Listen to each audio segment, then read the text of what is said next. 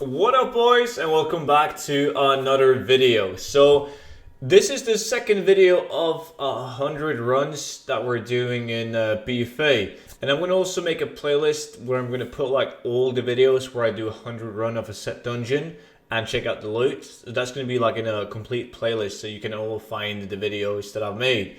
But if you guys don't know the concept behind this series, it's basically just me running through a certain dungeon 100 times, doing 100 runs, and then I save everything that I plan on putting up on the auction house or cool items, and I show all the loot to you guys in the video. But I'm also gonna run the dungeon like once to show you guys the route that I use, because in the past I've done these videos but I didn't show the route, and there was a lot of comments asking like, but Student, how do I do this run? How do you do a route? So basically we're going to start off by doing that. So in this video, as you guys probably can see already, we're doing Zul'Farrak. And Zul'Farrak is located all the way down in Tanaris. It's a really well-known dungeon for gold farming. The only thing that you got to be careful about is when it comes to like how to run it. And it's an outdoor dungeon, right? So you can mount through the dungeons and pull mobs. The only problem is these mobs are going to knock you out off the mount, and there's some witch doctors that's going to hex you. So you can't really mount. It doesn't work. They're going to knock you off and they're going to hex you. So you pretty much have two alternatives. The best one by far is being a druid in travel form, because you can't be hexed in a travel form.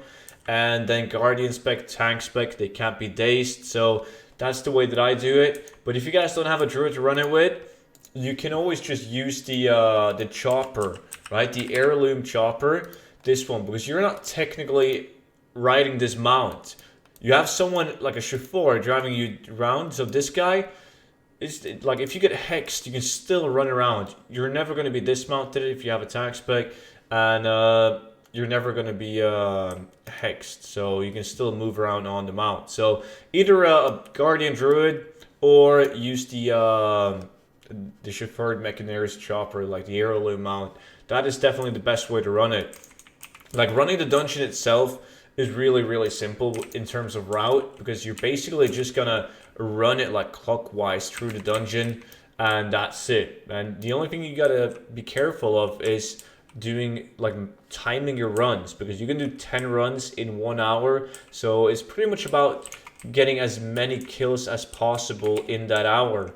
So just time your routes, see how fast you can go ahead and pull it, and you pretty much after the first run you're gonna notice if you need to change something up in your route. I'm gonna show you guys how I run it, so you guys can take a look.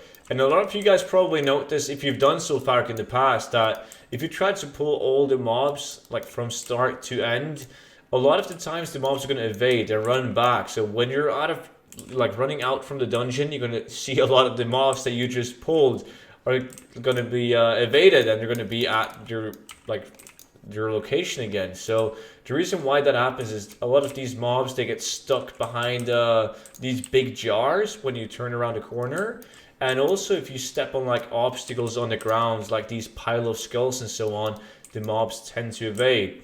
So basically what I do, after running this straight forward and turning a left down here, is I just kill these mobs. All of these mobs that I've pulled so far around this corner right here. Because these are usually the mobs that's going to evade. These are like the slowest mobs, and since you take this turn in here, they're going to be last mobs, and they're gonna screw up behind the big jar. So I just kill these guys, and then I do the rest of the dungeon in one pull, and that's usually good enough. So let me just, I use Soothe, by the way, in my travel form, makes it a bit better. And so why do we want to do Zul'Farrak? Why is it interesting? If you guys haven't done Zul'Farrak in years, I can tell you that the loot table has changed drastically, right? So you can now get Bloodlust set, Vanguard set, Jade set, and Glorious items in Zul'Farrak. So you pretty much have every single of the popular vanilla transmog sets in one dungeon. And they also have really good world drops like the Skull Flame Shield and so on, and a bunch of other epics. So Zul'Farrak in general is an extremely good dungeon. In the past, we're used to farming like AQ, because AQ was the go-to spot to get like Glorious Legs, right? And the high-end transmogre from vanilla. But Zul'Farrak dropped those items now, and there's way more kills per like every Zul'Farrak run compared to like AQ or any other of the dungeons. So Zul'Farrak, extremely good. The only negative thing about Zul'Farrak is that the loot table is so damn massive. There's so many items you can get in Zul'Farrak. So when you kill a mob, and if that mob is lucky enough to drop a green item, it has to be the correct green items, because there's a bunch of green items. So the odds of getting a green item, not too bad, but the odds of getting an actual useful green item that's gonna sell on the auction house, it's way smaller, right? So once you guys get to this place around the fountain, pull the mobs, and this is where you want to do your last stop, in this room right here.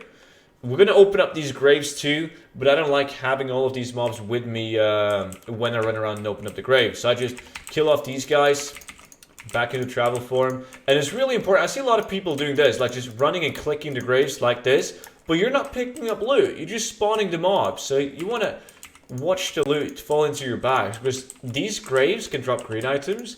They can drop you Star Belt, Lesser Parry, like Rich Purple. So basically formulas and patterns and so on worth a lot of gold. We're talking like 150,000 gold, right?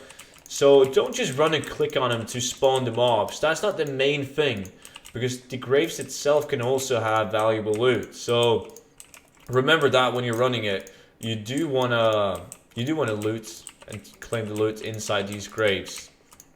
So once you've finished up these, pull them together with the other mobs. And once you've killed these guys, you're basically done. It depends on how fast you've done it.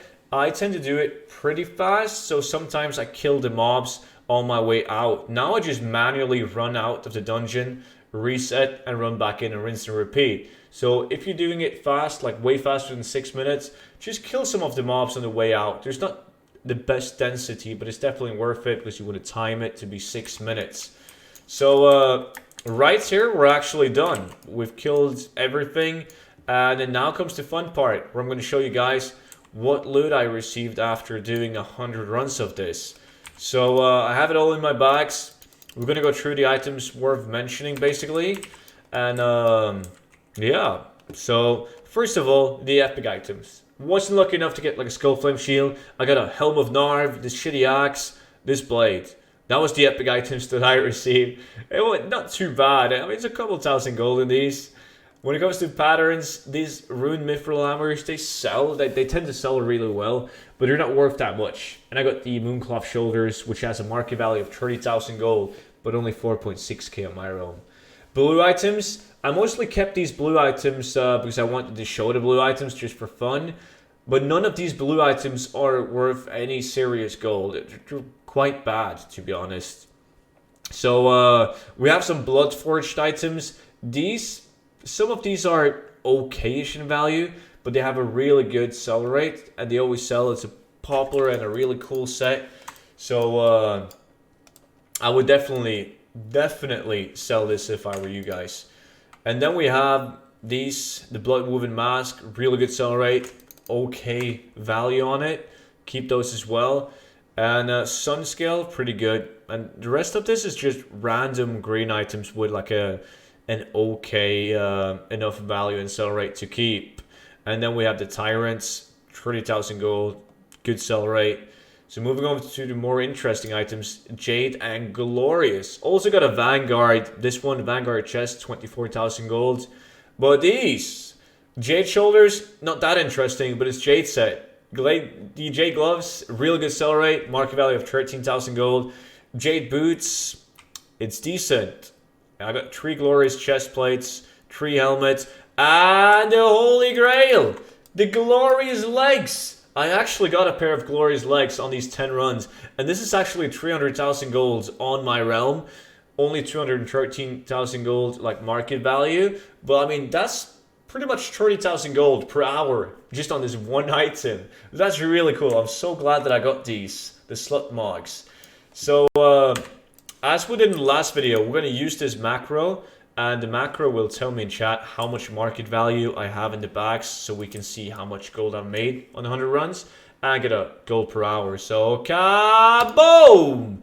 650,000 gold in market value from these items. So, quick maths, we're talking 65,000 gold per hour running Zul'Farrak, and that is only in the items that I've chosen to keep, that I'm going to post on the auction house. Keep in mind though, I got the Glorious Legs. Without the Glorious Legs, it would have been 45,000 gold per hour. But still, that is pretty good for transmog. Like my last video was, how much was it? Like roughly 300,000 gold. So this was twice as good. Even without the legs, it would have been better. So it's, as you guys can see, 100 runs, and I have so many items. Zul'Farrak has been and will probably always be a really good dungeon to run for starters, because it's super easy to do. Like, it's not complicated at all, and it gives you a bunch of items, so it's easy to get started with the auction house, to fill up the auction house with items. So that was pretty much it for today's video. So if you guys are interested in more videos like this, make sure to subscribe to my channel so you will be notified whenever I upload a new one. And I can't wait to upload a new one. I think these videos are a lot of fun, and hopefully you guys enjoy them too. So until the next one, guys, bye bye.